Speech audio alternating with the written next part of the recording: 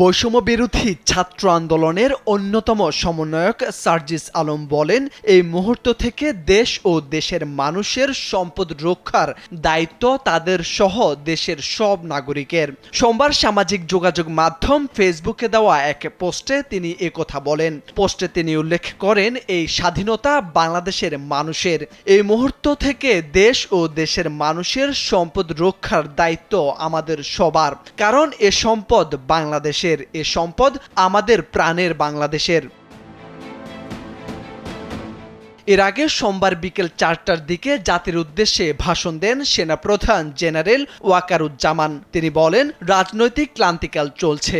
Quality সম্পন্ন আন্তর্জাতিক মানের still bar CSRM, committed for better still. একটি অন্তর্বর্তীকালীন সরকার গঠন করতে হবে, সব হত্যার বিচার হবে, সেনাবাহিনীর উপর আস্থা রাখেন। আমরা রাজনৈতিক দলের নেতাদের সঙ্গে বৈঠক করেছি। জনগণের উদ্দেশ্যে সেনাপ্রধান বলেন, দেশে শান্তি শৃঙ্খলা বজায় রাখেন, আপনারা আমার উপর আস্থা রাখেন, একসঙ্গে কাজ করি, দয়া করে সাহায্য করেন। মারামারি সংঘাত করে আর কিছুই পাওয়া যাবে না, সংঘাত থেকে বিরত থাকুন, সবাই মিলে সুন্দর দেশ গড়ব।